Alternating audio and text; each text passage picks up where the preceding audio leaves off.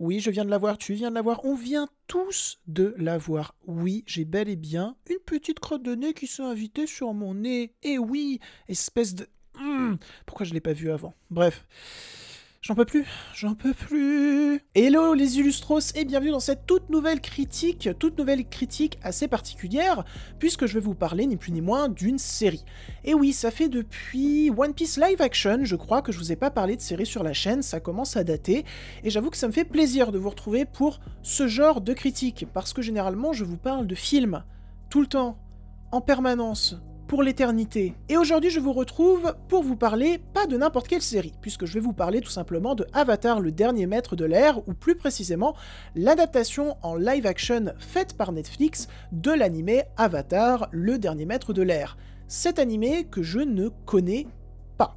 Voilà, je tiens à le dire d'entrée de jeu. J'ai découvert l'univers d'Avatar, les persos d'Avatar, avec la série live-action. Était-ce une bonne ou une mauvaise idée ?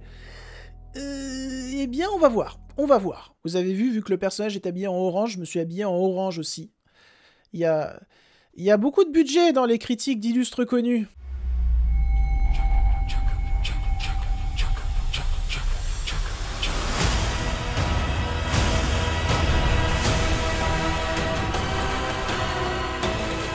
Et donc, cette adaptation en live-action était, ma foi, assez attendue, mais assez crainte également. Personnellement, même si je n'ai pas vu l'animé, j'étais plutôt confiant, parce que j'ai vu l'animé One Piece, j'ai lu One Piece, et j'étais plutôt content de l'adaptation en live-action qu'a faite Netflix de One Piece. Donc je me suis dit, s'ils ont réussi sur One Piece, et c'était quand même extrêmement galère de réussir sur One Piece, bah s'ils ont réussi sur One Piece, qu'est-ce qui les empêche de réussir sur Avatar, le dernier maître de l'air? C'est une série de Albert Kim, c'est disponible sur Netflix, et ça nous raconte les aventures du successeur du dernier Avatar qui doit empêcher la nation du feu d'asservir les nations de la terre, de l'eau et de l'air.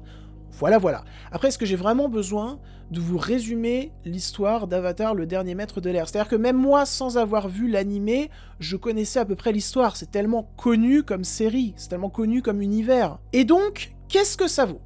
Vous allez avoir l'avis d'un total néophyte, je vous le rappelle.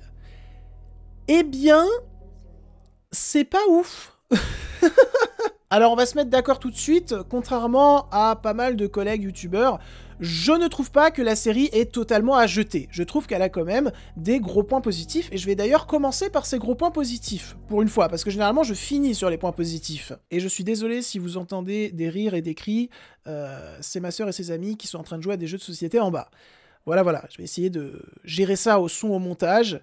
Si vous entendez pas trop, ça veut dire que j'ai plutôt géré. Si vous entendez, ça veut dire que je suis une grosse merde. Tout d'abord, j'ai vraiment pris plaisir à suivre cette histoire que je trouve plutôt bien installée, plutôt bien développée, tout comme les personnages. Je me suis vraiment attaché à eux, que ça soit Aang, Katara, Sokka ou encore même Zuko. Je trouve les personnages vraiment sympathiques, je les trouve plutôt bien développés et surtout, je trouve que entre les acteurs et les actrices, il y a une alchimie qui est plutôt plaisante. Après, j'entends pas par là qu'ils jouent extrêmement bien tous et toutes. Là aussi, on va se mettre d'accord tout de suite, les prestations d'acteurs et actrices ne sont pas excellentes. Elles sont tout juste bonnes. Mais en fait, là où je trouve que l'alchimie entre les acteurs et actrices marche plutôt bien, c'est qu'on sent que, à défaut de bien jouer, ils se sont vraiment amusés sur le tournage. Ils ont pris du bon temps.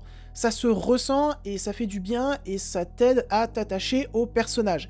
Après, bon, ça aurait été mieux qu'ils s'amusent et qu'ils jouent tous très bien.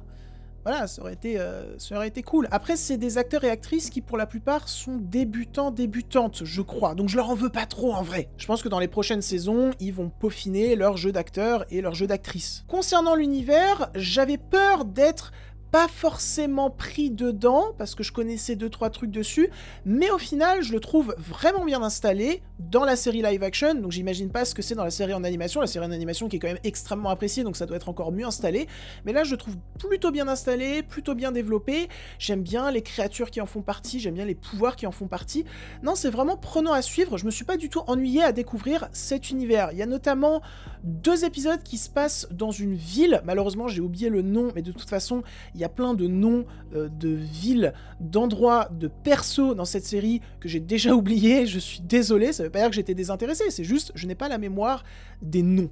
Voilà. Mais il y a 2 épisodes qui se passent dans une ville, et j'ai vraiment beaucoup aimé l'esthétique de cette ville. Après, on va revenir plus tard sur est-ce qu'au-delà de l'esthétique, la ville est bien faite, parce que cette ville, évidemment, n'existe pas en vrai. Et là, je vais dire un truc qui, à mon avis, va être un affront total à l'univers d'Avatar et aux fans d'Avatar, mais je n'ai pas pu m'empêcher, avec cette ville, qui est donc la ville, l'une des villes très importantes de la nation de la Terre, je n'ai pas pu m'empêcher d'y voir une énorme référence qui, à mon avis, n'existe pas, mais une énorme référence au promontoire divin dans Guild Wars 2. Je vous jure, j'avais l'impression d'être en train de regarder en live action le promontoire divin dans Guild Wars 2. Mais je ne pense pas qu'Avatar, que ça soit la série live action ou la série animée, s'est inspiré de Guild Wars 2. Mais bref, ça m'a quand même fait plaisir. Voilà, qu'est-ce que vous voulez? Il m'en faut peu pour être heureux.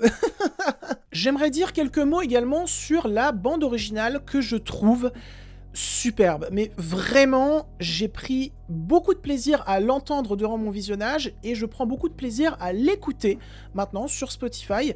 Il me semble, enfin je pense que ça doit être des thèmes musicaux déjà présents dans l'animé.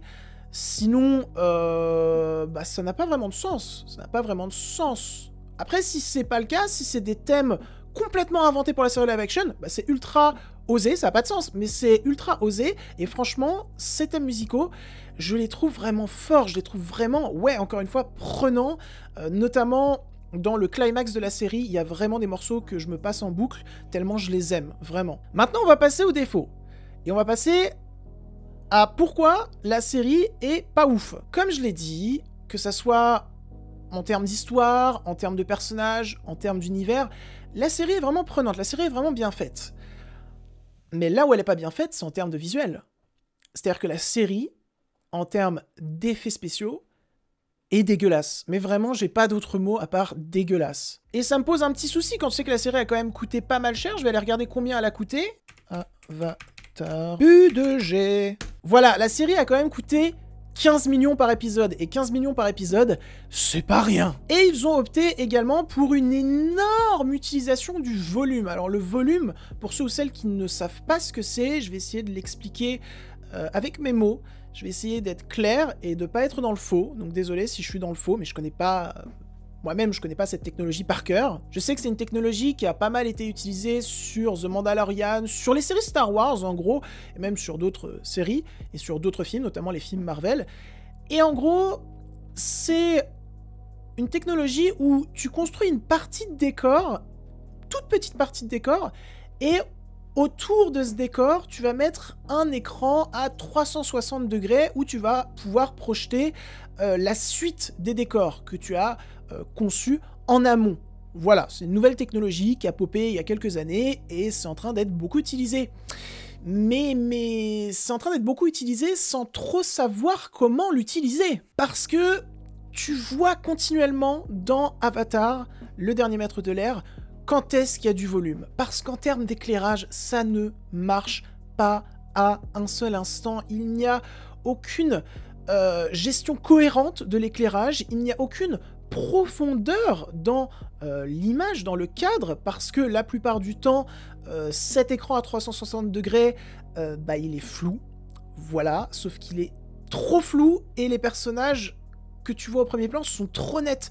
Il y a un truc qui est vraiment pas naturel, il y a un truc qui ne va pas, vraiment, ça se voit, c'est cheap, c'est fake, c'est dommage, tu vois un univers qui est vraiment intéressant, comme j'ai dit, auquel tu as envie de croire, mais à cause de la technologie utilisée qui est mal utilisée, eh bien tu n'y crois pas. Vraiment, c'est un vrai problème, le volume, quand c'est mal utilisé. Et j'ai l'impression qu'en ce moment, que ça soit sur les séries Star Wars, à part Mandalorian, mais sur les séries Star Wars ou les films Marvel, c'est quand même la plupart du temps très très mal utilisé, quoi. Et alors, quand c'est des fonds verts, ça se voit aussi. Quand c'est des doublures numériques, vraiment, j'ai été choqué par certaines doublures numériques, notamment dans le climax, où t'as un Aang qui est en chair et en os, et dans le même plan, il va s'apprêter à voler avec son engin qui lui permet de voler, et ça passe avec une doublure numérique, mais qui est cramée, mais à des kilomètres. Je crois que ça faisait vraiment longtemps que j'avais pas cramé des doublures numériques aussi facilement.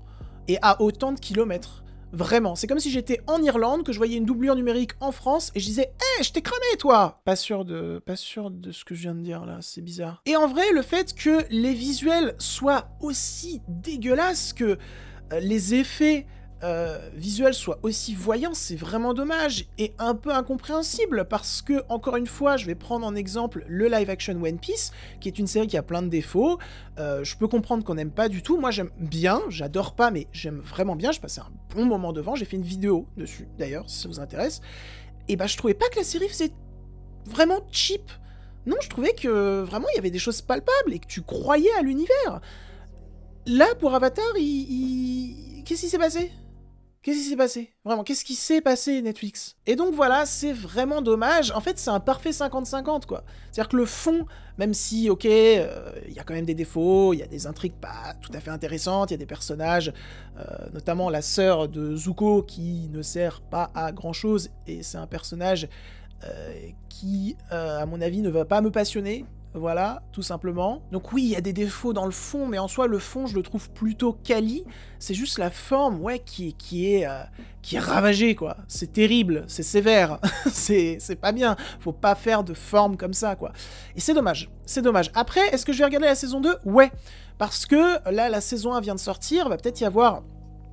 en plus de la mienne, plein d'autres critiques sur les visuels, et peut-être que Netflix va entendre raison et se dire « Ok, on va peut-être un peu moins utiliser le volume, ou alors on va vraiment se concentrer et comprendre comment utiliser le volume. » Voilà, ils vont peut-être, pour la saison 2, s'améliorer en termes de visuel. Et en vrai, faudrait, quoi.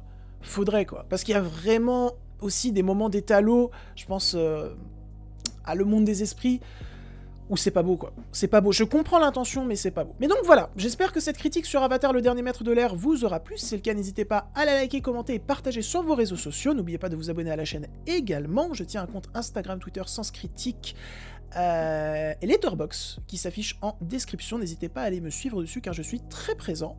Et sur ce, je m'en vais côtoyer d'autres univers, et je vous dis... C'est quoi ma... Ah!